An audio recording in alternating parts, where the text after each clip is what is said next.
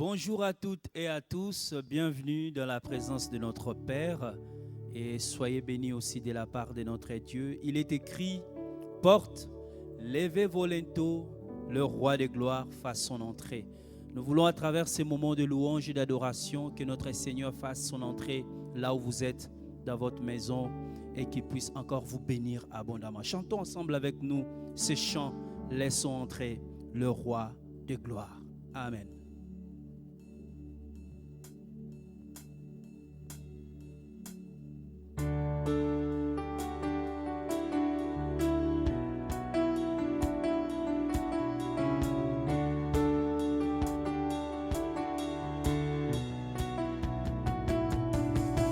Oh, oh,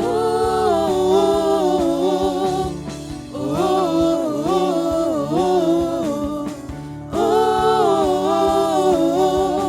oh, nous venons célébrer Dieu, nous voulons l'adorer. Devant lui, nous nous courbons pour élever son nom. Nous venons célébrer Dieu, nous voulons l'adorer. Devant lui, nous nous courbons pour élever son nom. Laissons entrer le roi de gloire, acclamons-le, Dieu de victoire. Il est vainqueur, faisons-lui place. Il est roi et Seigneur. Laissons entrer le roi de gloire, acclamons-le, Dieu de victoire. Il est vainqueur, faisons-lui place. Il est roi et Seigneur. Oh, oh, oh, oh, oh, oh.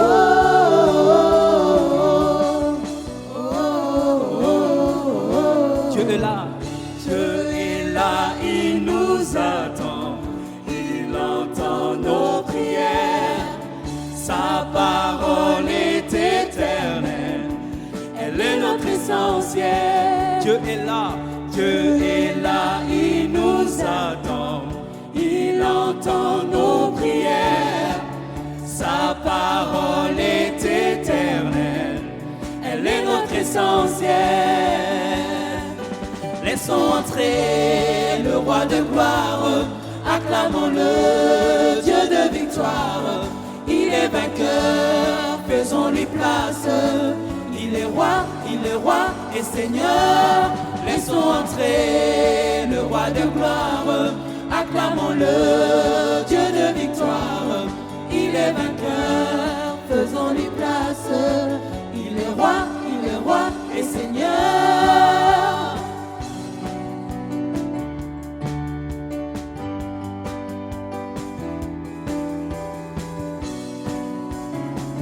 Accueillons notre Dieu, il est merveilleux. Accueillons notre Dieu, il est le merveilleux, glorieux, majestueux. Accueillons notre Dieu, il est le merveilleux, glorieux, majestueux. Laissons entrer le roi de gloire, acclamons-le, Dieu de victoire. Il est vainqueur, faisons-lui place. Il est roi et Seigneur. Laissons entrer le roi de gloire, acclamons-le, Dieu de victoire. Il est vainqueur, faisons-lui place. Il est roi et Seigneur. Oh, oh, oh, oh, oh,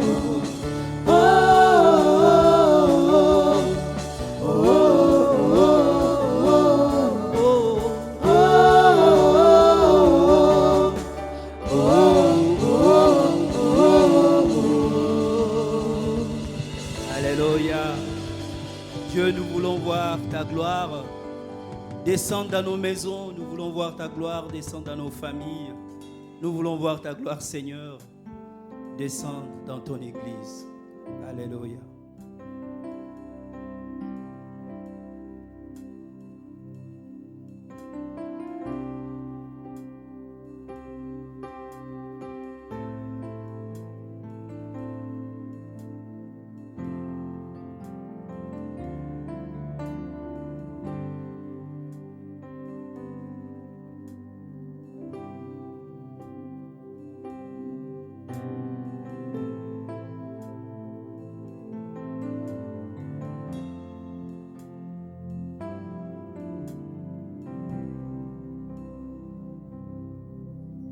Dieu, nous voulons voir ta gloire descendre en ce lieu parmi nous. Dieu, nous voulons voir ta gloire descendre en ce lieu parmi nous. Dieu, nous voulons voir ta gloire descendre En ce lieu parmi nous.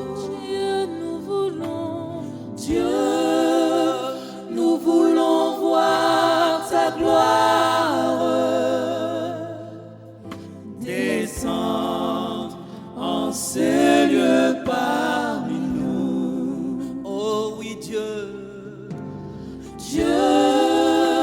nous voulons voir ta gloire. Descends en ce lieu, descends en ce lieu parmi nous. Dieu, nous voulons voir ta gloire.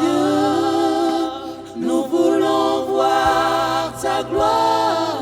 Descends en ce lieu, descends en ce lieu parmi nous. Oui, nous te donnons. Oui, nous te donnons nos cœurs, nos vies, tout notre temps. Sois le centre de nos valeurs, le motif de nos élans. Oui, nous venons en Jésus, par le voile déchiré.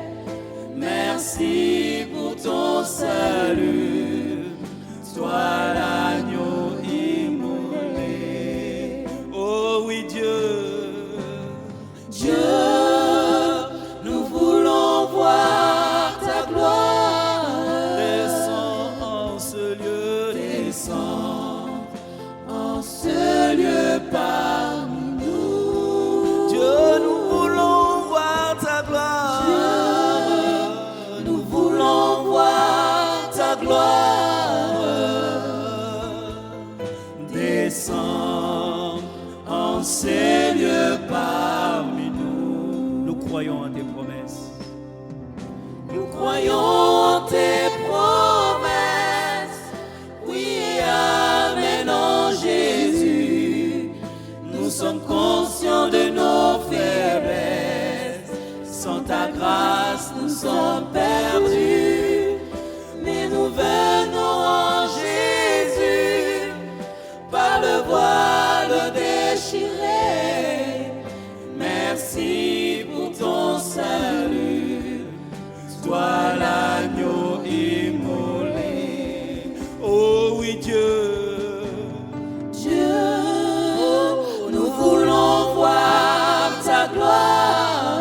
Descends en ce lieu, descends en ces lieux parmi nous. Dieu, nous voulons voir ta gloire. Nous voulons voir ta gloire. Descends en ces lieux parmi nous. Dieu, nous voulons voir ta gloire. descends en ces lieux parmi nous. Dieu, nous voulons voir ta gloire. Nous voulons voir ta gloire. Descends en ces lieux parmi nous. Dieu, nous voulons voir ta gloire. Dieu, nous voulons voir ta gloire. Descends en ces lieux parmi nous. Nous voulons voir ta gloire. Dieu, nous voulons voir ta gloire.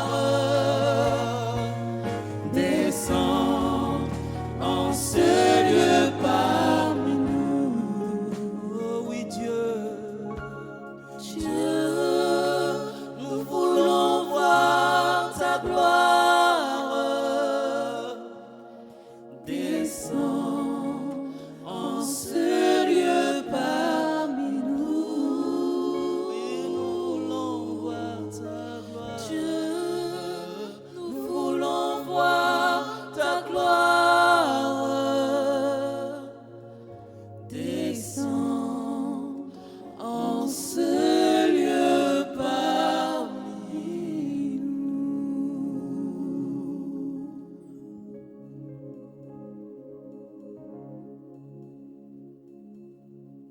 Gloire à toi, l'agneau de Dieu, car tu es digne d'être adoré, digne d'être élevé, digne d'être exalté. Alléluia.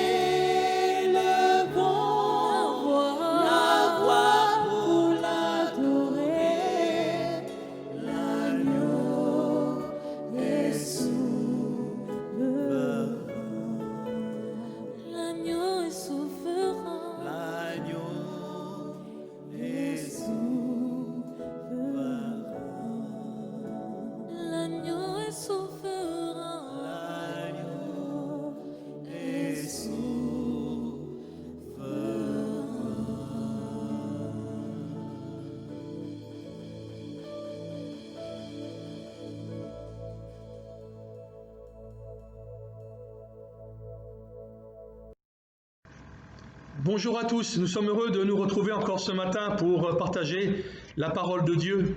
J'espère que vous allez bien et que vous êtes bien installés afin d'écouter le message que le Seigneur a mis sur mon cœur. Le thème de la prédication ce matin est « Veillez et priez ». Matthieu chapitre 26, à partir du verset 36, nous lisons là-dessus « Jésus alla avec eux dans un lieu appelé Gethsémanée.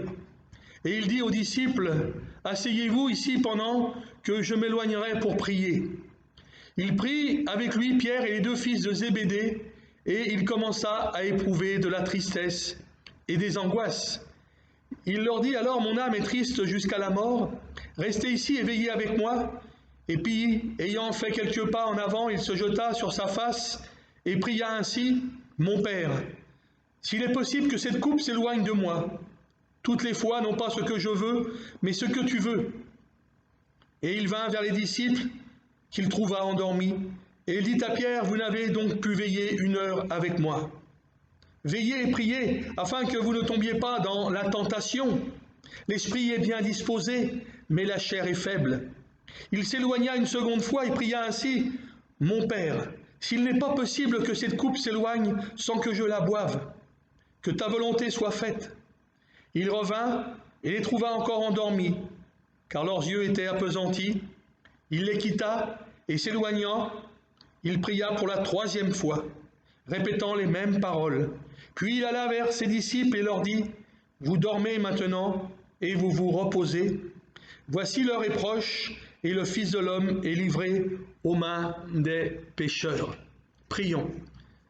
Seigneur, nous voulons te remercier pour ta parole encore ce matin, parce que ta parole est la vérité, Seigneur. Qu'elle puisse ne pas retourner à toi sans avoir accompli ta volonté, Seigneur. Oui, Seigneur, je prie ce matin afin que ta parole puisse toucher nos cœurs, qu'elle puisse nous consoler, nous réconforter, qu'elle puisse nous restaurer, nous fortifier, nous encourager, nous renouveler.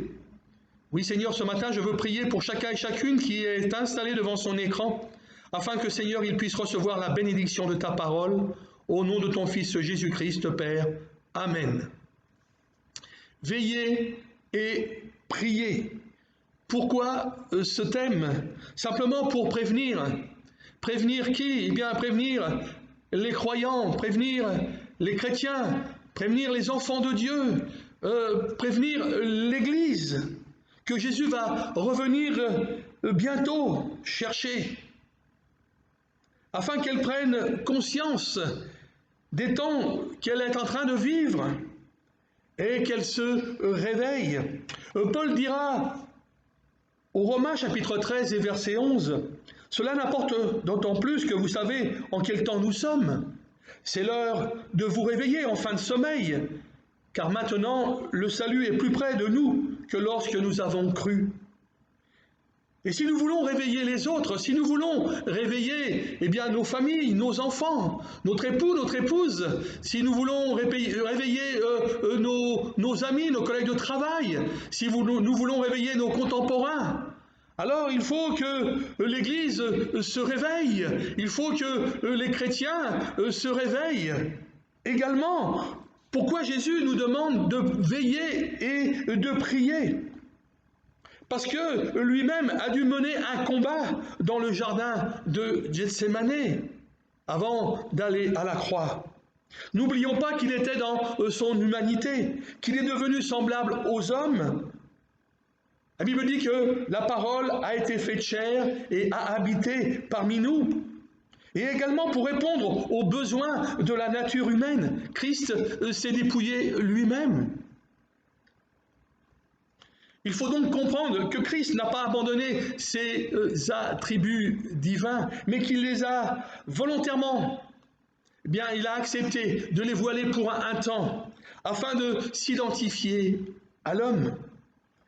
C'est pour cela qu'il accepta d'être sujet à la faim, à la soif, à la fatigue, au sommeil, à la tristesse, à l'angoisse, au rejet, à l'humiliation, à la critique, à la souffrance, aussi à la tentation, sans commettre de péché, et aussi à la mort. Il a été, assujetti aux conditions humaines, normales, de croissance d'un être humain. Je voudrais développer 4 points à travers ce texte que nous avons lu tout à l'heure. Et la question que je vous pose ce matin, pourquoi Jésus nous exhorte à veiller et à prier? Qu'est-ce qu'il y a derrière ces 2 mots, veiller et prier? Pourquoi faire? Eh bien, veiller et prier pour prier et méditer. Prier, c'est l'âme du chrétien qui respire. N'oublions pas que nous respirons jour et nuit, sans cesse. Si nous sommes en bonne santé, bien évidemment. Prier, c'est être en contact avec celui qui est dans les cieux. Prier, c'est recevoir ce qu'on a demandé. Prier, c'est combattre chaque jour. Prier, c'est bien plus que demander. C'est aussi écouter pour savoir ce que le Père attend de nous. Louis Schweitzer a dit, prier, c'est donner du temps à Dieu. Qu'est-ce que nous faisons de notre temps? Est-ce que nous donnons du temps à Dieu? Prier, ce n'est pas uniquement ce que nous faisons tous les matins pendant quelques minutes, très rapidement. Dans 1 Thessaloniciens, chapitre 5 et verset 17, Paul nous exhorte à prier sans cesse. C'est-à-dire d'être constamment en relation avec le Père céleste. Bien évidemment, nous pouvons ne pas passer que notre temps à prier parce que nous devons vaquer à nos occupations, à notre travail, s'occuper de nos familles, de nos enfants. Mais prier sans cesse, c'est être en connexion constamment avec Dieu. Notre esprit est en connexion avec l'Esprit de Dieu. Nous sommes toujours en contact. Quelle que soit l'heure, nous sommes toujours en relation. Luc chapitre 6 et verset 12 a dit, en parlant de Jésus, en ce temps-là, Jésus se rendit sur la montagne pour prier, et il passa toute la nuit à prier Dieu. Jésus avait souvent des connexions avec son Père, même parfois pendant toute la nuit, tôt le matin. Et même dans le jardin de Gethsémanée, Jésus a prié à 3 reprises, tellement que le combat était rude. il a repris ses disciples en disant à Pierre, « Vous n'avez donc pu veiller 1 heure avec moi ?» Il voulait par cela les avertir que le combat aussi pour eux serait rude et qu'ils devaient veiller et prier. En rappelant ces paroles, vous n'avez donc pu veiller 1 heure avec moi. Eh bien, aurions-nous négligé, nous aussi, cette invitation à veiller 1 heure avec Jésus? Prier 1 heure avec Jésus, 60 minutes. Passer 1 heure dans la prière avec Dieu, c'est le moins que l'on puisse faire. Dieu nous demande un minimum. Où en êtes-vous avec la prière? Qu'est-ce que l'on peut faire en 1 heure? Alors je voudrais vous proposer simplement rapidement un canevas qui pourra vous aider. Eh bien, dans ce temps de prière, de veille pendant 1 heure avec le Seigneur, eh bien, nous pouvons commencer par la louange et l'adoration. Après, nous pouvons faire monter vers le Seigneur des actions de grâce. Après, nous pouvons passer à la confession, c'est-à-dire régler nos comptes avec Dieu. Après, lui faire part de nos besoins. Et aussi après, l'intercession, le besoin des autres. Et également la méditation de la parole et l'écoute aussi du Saint-Esprit. Et vous verrez qu'après tout cela, eh bien, vous aurez dépassé l'heure. Et combien vous vous sentirez mieux pour prendre des décisions, faire des choix. Vous verrez que votre journée sera bénie. Alors à vous de planifier votre temps avec le Seigneur. Mais je crois qu'1 heure, c'est vraiment ce que nous devons à Dieu quand même. Et méditer la parole de Dieu. Combien c'est important de méditer la parole de Dieu. Nous avons déjà reçu beaucoup de messages sur la méditation. Méditer la parole de Dieu, eh bien, façonne nos pensées, nos attitudes et aussi nos actions. Méditer, c'est fouiller dans la Bible. C'est la lire, la manger, la ruminer avant de la digérer. C'est aller en profondeur, en comparant peut-être d'autres passages. Ainsi, des questions viendront à notre esprit, telles que, est-ce que l'Esprit de Dieu est en train d'appliquer ce verset à ma situation actuelle? Y a-t-il dans ce texte une promesse que je peux revendiquer? Il y a tellement de promesses dans la parole de Dieu. À nous de nous les approprier. Ce passage révèle-t-il un péché particulier que je dois m'efforcer d'éviter ou abandonner? Est-ce que le Seigneur me donne un ordre auquel je dois obéir? Et tout plein d'autres questions que le Saint-Esprit mettra dans votre cœur.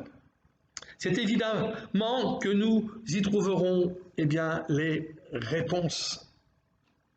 Lisons le psaume 119, verset 147. Je devance l'aurore et je crie. J'espère en tes promesses.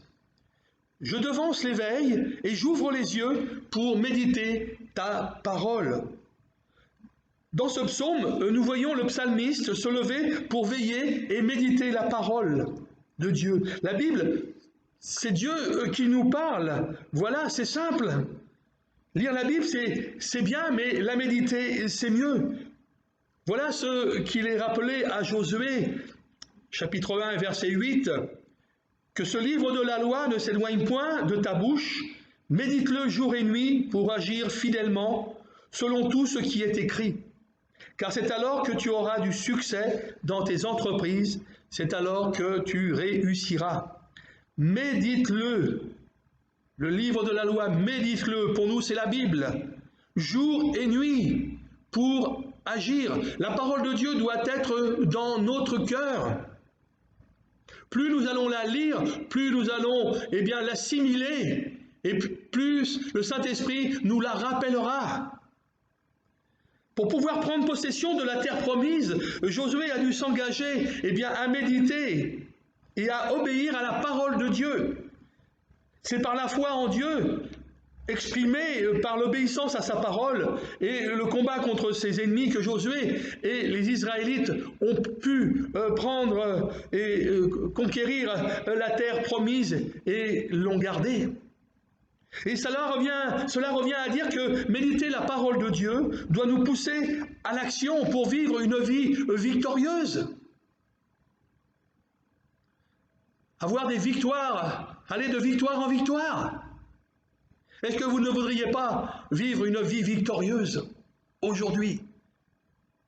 Eh bien, si vous méditez la parole de Dieu et si vous agissez fidèlement selon tout ce qui est écrit, il est dit que nous aurons du succès dans nos entreprises.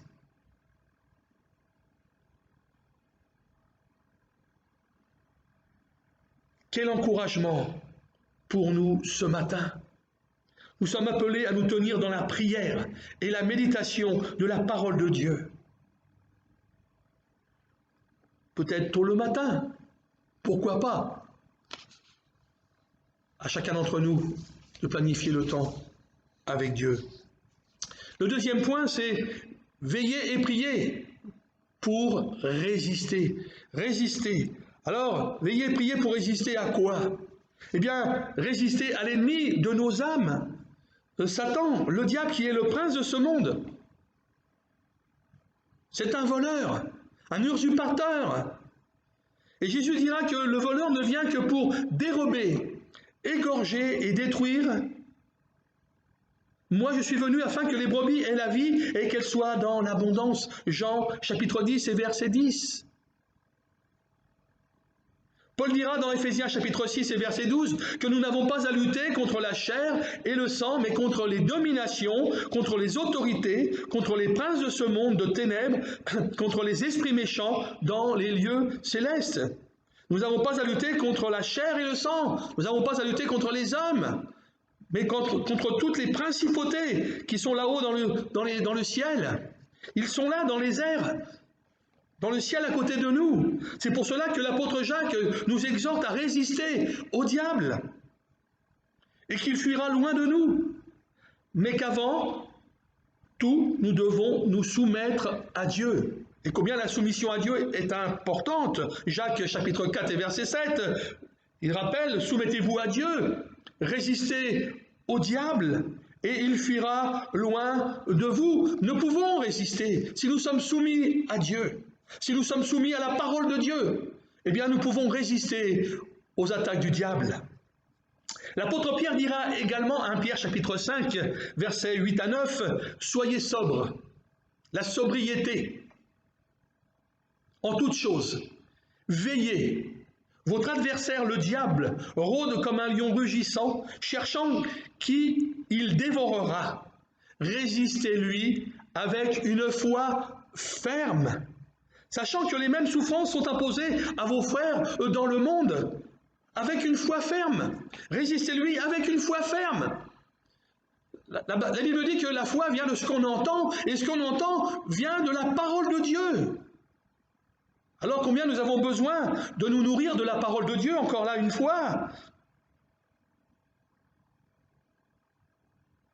Le chrétien est avant tout, eh bien, un enfant de Dieu, c'est vrai. Mais il est aussi un combattant. Il doit faire face à l'adversaire, aux attaques du diable, en lui opposant la résistance de la prière avec une foi ferme. Deuxième chose, c'est pour résister à la tentation. Matthieu, chapitre 26 et verset 41, que nous avons lu tout à l'heure, « Veillez et priez afin que vous ne tombiez pas dans la tentation. L'esprit est bien disposé, mais la chair est faible. » Oh, combien notre chair est faible, chers amis, chers frères et sœurs. C'est vrai que parfois notre esprit est bien disposé, mais que notre chair est là. Elle veut prendre souvent le dessus. Et parfois nous devons l'assujettir. Et c'est pas facile. Relisez Galates chapitre 5, verset 22, et vous verrez ce que vous dit la parole de Dieu. La tentation, C'est généralement être tenté quand nous sommes attirés vers quelque chose en particulier, quelque chose de mauvais, quelque chose qui va nous faire du mal, quelque chose vers lequel qui va nuire à notre santé, à nuire à notre vie. Mais être tenté ne fait pas de nous de mauvaises personnes, parce que nous pouvons tous être tentés, même le pasteur. Jésus lui-même a été assujetti à la tentation, mais sans commettre de péché, et qu'il peut nous aider dans cette situation. Lisons Hébreux chapitre 2 verset 18, car ayant été tenté lui-même dans ce qu'il a souffert, il peut secourir ceux qui sont tentés. Oui, Jésus a été tenté en toutes choses. Il a été tenté dans toutes les choses de la vie, comme nous-mêmes. Après son baptême, Jésus a été emmené dans le désert par l'Esprit, où il fut tenté à 3 reprises. Et nous voyons que ces tentations, suivent trois modèles communs à tous les hommes. C'est-à-dire la convoitise de la chair, la convoitise des yeux et l'orgueil de la vie. C'est exactement ce qui s'est passé pour Adam et Ève. Ils ont été tentés de la même manière par le serpent, c'est-à-dire Satan, le diable. Mais malheureusement, ils n'ont pas pu résister à la tentation. Nous serons également tentés de la même manière. Malheureusement, la convoitise des yeux, la convoitise de la chair, l'orgueil de la vie sont à l'œuvre dans le monde pour nous pousser, en ces temps de la fin, à devenir égoïstes, amis de l'argent, fanfarons, hautains, blasphémateurs, rebelles à leurs parents, ingrats, irreligieux, insensibles, déloyaux, calomniateurs, intempérants, cruels, ennemis des gens de bien, traîtres, emportés, enflés d'orgueil, aimant le plaisir plus que Dieu, selon 2 Timothée chapitre 3 du verset 1 à 5. Mais n'oublions pas que Jésus a résisté à la tentation en utilisant la parole de Dieu. À 3 reprises, il a dit « Il est écrit ». Alors une connaissance profonde et intime de la parole de Dieu, qui est l'épée de l'Esprit, nous permettra de remporter la victoire contre la tentation. D'où l'importance de connaître la parole de Dieu et de la méditer. C'est pour cela que nous devons veiller et prier pour ne pas tomber dans la tentation. La Bible dit que si ton œil droit est pour toi une occasion de chute, arrache-le et jette-le loin de toi, car il est avantageux pour toi qu'un seul de tes membres périsse et que ton corps entier ne soit pas jeté dans la géhenne. Évidemment, Jésus ne nous a pas dit d'arracher notre œil.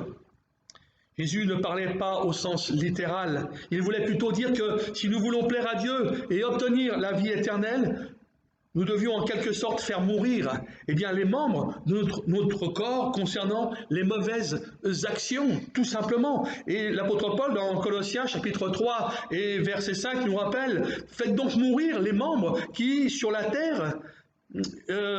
sur la terre, l'impudicité, l'impureté, les passions, les mauvais désirs et la cupidité qui est une idolâtrie.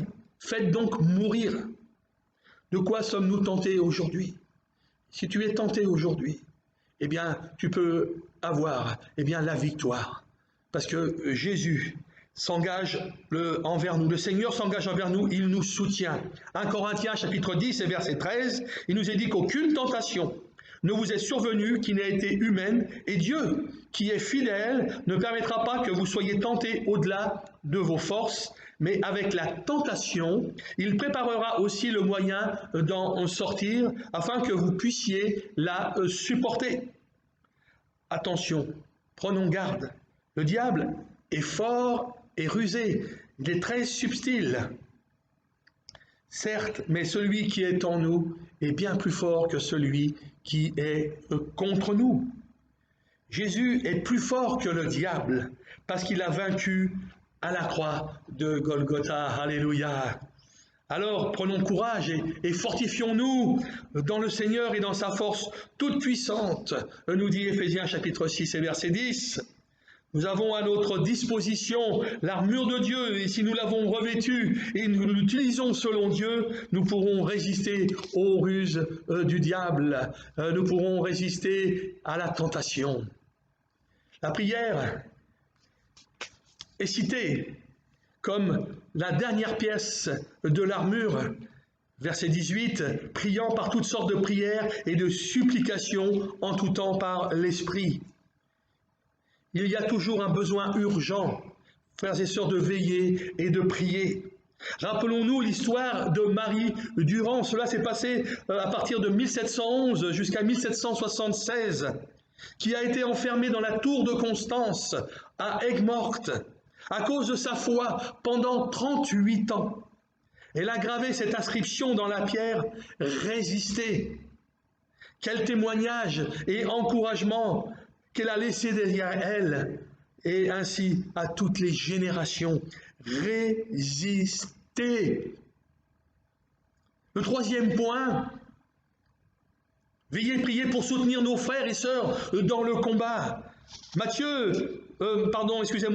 Jésus a rappelé aux disciples dans Matthieu chapitre 26, verset 38, il leur a dit « Mon âme est triste jusqu'à la mort, restez ici et veillez avec moi ». L'âme de Jésus était triste jusqu'à la mort. Et il leur a demandé de veiller avec lui.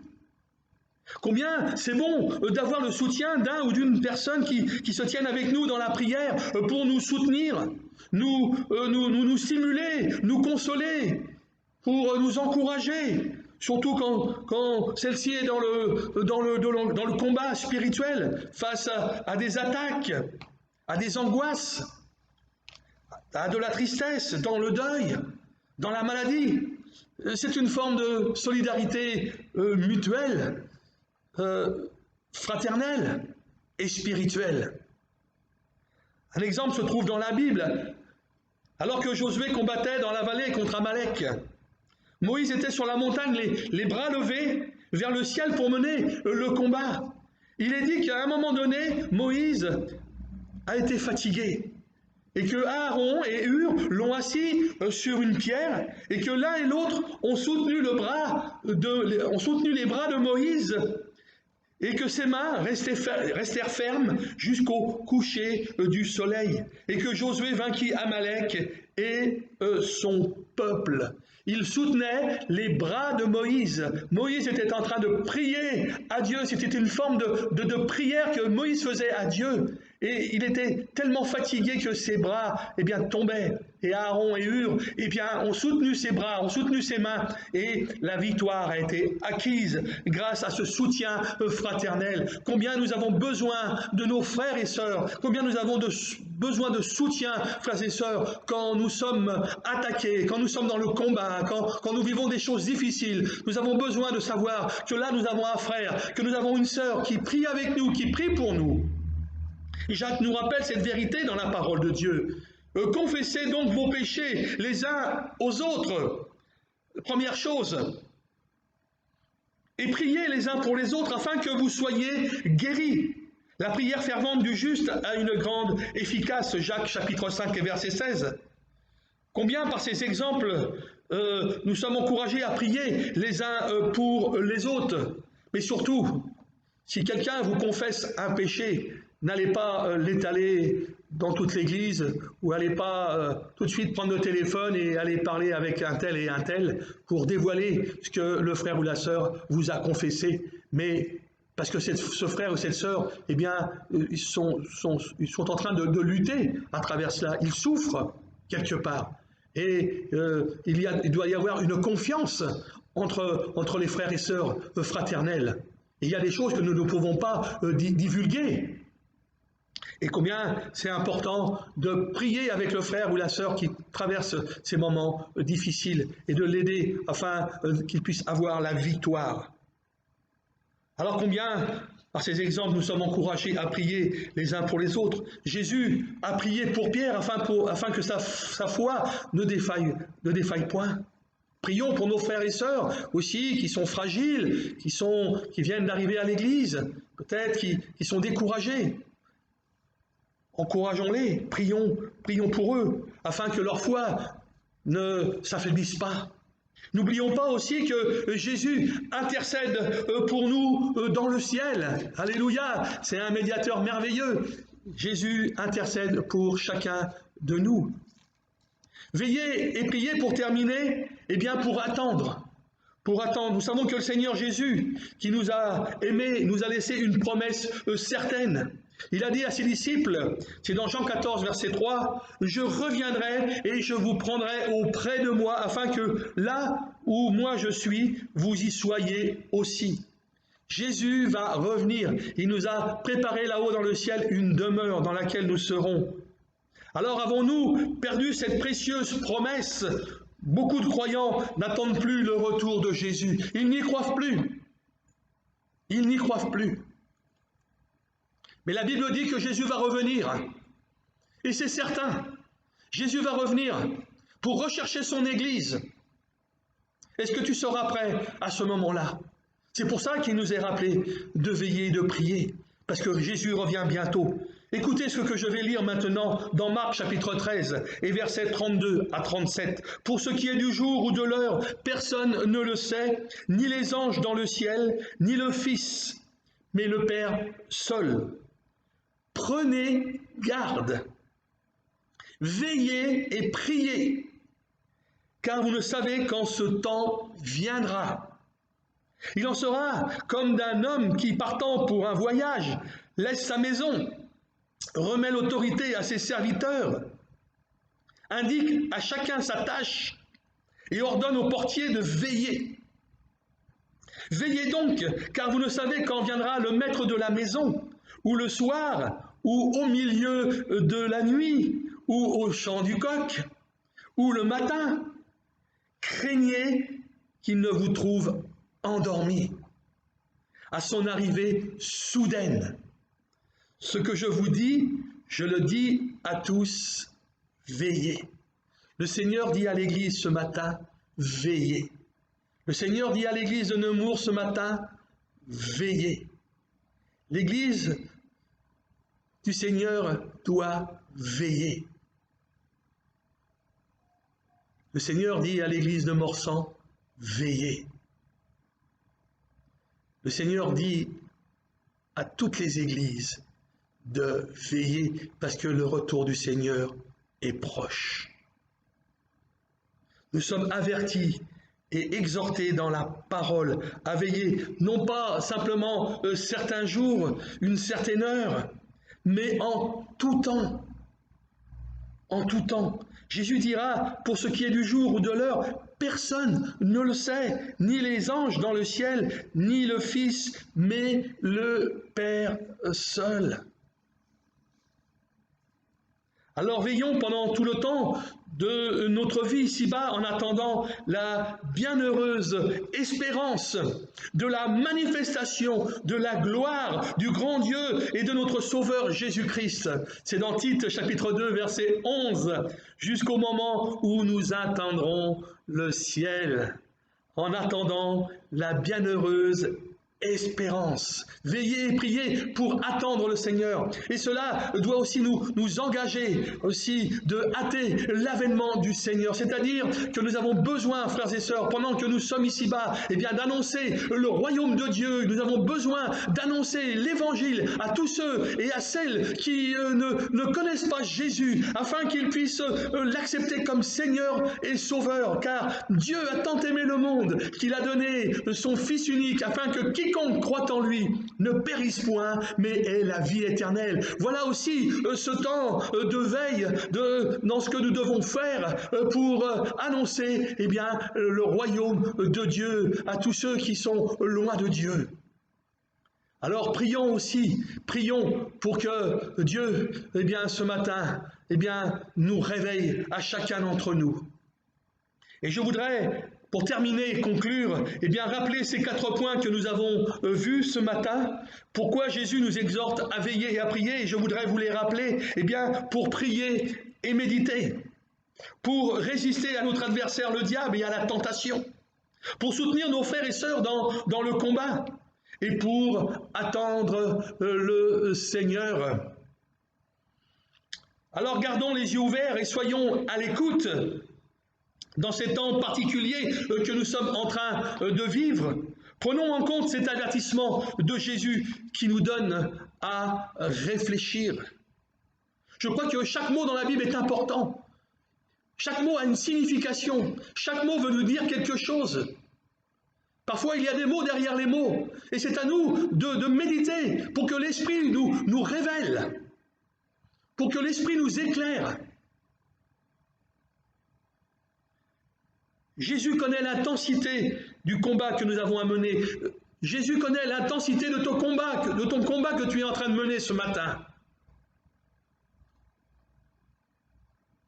Il a dit que nous aurions des tribulations dans ce monde, mais que nous prenions courage parce qu'il a vaincu le monde. Et il préfigurait par là que nous aurions des grandes détresses, des angoisses face à des situations difficiles comme lui a eu des angoisses et des tribulations auxquelles nous devrions faire face. Mais dans tout cela, nous sommes plus que vainqueurs par celui qui nous a aimés, que rien ne pourra nous séparer de l'amour en Jésus-Christ, de l'amour de Dieu en Jésus-Christ. C'est pour cela que Jésus, ce matin encore, nous rappelle l'importance de veiller et prier. Prions maintenant. Seigneur, je veux te louer, te bénir ce matin et je veux te remercier. Te remercier pour ta parole, Seigneur, qui nous rappelle ce matin que nous devons veiller et prier. Pour prier et méditer ta parole. Pour résister au diable et à la tentation. Pour soutenir nos frères et sœurs qui sont dans le combat et aussi pour attendre ton retour et hâter ton avènement. Je te prie que ce matin, Seigneur, nous puissions prendre conscience, Seigneur, que tu reviens bientôt chercher ton Église. Alors donne-nous, Seigneur, pendant ces temps de veille, que nous puissions, Seigneur, travailler pendant qu'il fait jour, parce que, Seigneur, les jours sont difficiles. Le temps est difficile. Tu nous rappelles de racheter le temps, Seigneur, car les jours sont difficiles. Donne-nous de prendre conscience, Seigneur, qu'il y a un grand nombre encore de personnes qui ont besoin d'entendre le message de l'Évangile. Donne-nous d'être tes témoins, Seigneur. Oui, ce matin encore, merci pour ta parole, Seigneur, qui a fortifié nos cœurs, Seigneur, et qui nous a rappelé toutes ces choses. Je te prie de bénir mes frères et sœurs qui ont entendu ce message, afin que, à travers ce message, Seigneur, ils puissent réaliser aussi, de veiller et de prier. Je veux te prier tout cela dans le nom de Jésus, et pour ta gloire, Père. Amen. Avant que nous nous quittions, je voudrais faire quelques annonces. Je voudrais tout d'abord remercier au nom de toute l'Église tous ceux et celles qui continuent à soutenir financièrement l'œuvre de Dieu à Nemours. Merci de vos dons et de vos libéralités. Si vous souhaitez faire un don, vous pouvez le faire par virement bancaire. Nous vous enverrons le RIB sur simple demande ou vous pouvez envoyer votre don par voie postale à l'adresse de l'Église de Nemours. Encore une fois, merci de votre générosité. Pour notre réunion de prière, je vous donne rendez-vous mercredi 29 novembre par Zoom à 20h. Le lien pour vous connecter vous sera envoyé à partir de 19h15. Si vous avez des problèmes, merci de m'appeler. Je vous mettrai en contact avec notre hotline qui fera un plaisir de vous rappeler et de vous aider. Bien-aimés, si vous m'écoutez, je vous encourage à venir nous rejoindre pour écouter la parole de Dieu et prier ensemble. Oxygène Prière, c'est le groupe de jeunes qui se réunit tous les lundis, mercredis et vendredis sur Zoom de 18h à 19h pour passer 1 heure avec Jésus dans la prière. Oxygène Débat, les jeunes se réuniront samedi 28 novembre sur Zoom à 17h. Le thème abordé sera racisme, discrimination, rejet de l'autre, que dit la Bible? Activitin, c'est le groupe des adolescents qui vont se réunir samedi 28 novembre sur Zoom de 17h à 18h. Le thème abordé sera la foire aux questions des ados. Activitim se réunira dimanche 29 novembre sur Zoom de 11h à 12h. Le thème abordé sera « Nous croyons en Jésus-Christ, le Fils ». Pour notre culte, je vous donne rendez-vous sur notre chaîne TV YouTube ADD Nemours, dimanche 29 novembre à 10 h pour assister à notre culte d'adoration en ligne. Pour la communion fraternelle, bien-aimés, bientôt nous allons nous revoir, mais nous ne savons pas encore la date de reprise des cultes. L'apôtre Paul nous exhorte à être patient dans l'affliction. La patience est une vertu, elle fait partie du fruit de l'esprit. Alors, pendant ce temps de confinement, continuons à manifester notre amour les uns pour les autres en nous appelant par téléphone pour prendre des nouvelles et prions les uns pour les autres. Pour la relation d'aide, eh bien, si vous sentez le besoin d'une écoute, d'un soutien moral ou d'un conseil, n'hésitez pas à me contacter, je suis à votre disposition. Nous pouvons également nous entretenir par Zoom en visioconférence. Voilà, bien-aimés, chers amis, je vous souhaite un bon dimanche et une bonne semaine avec le Seigneur et à bientôt.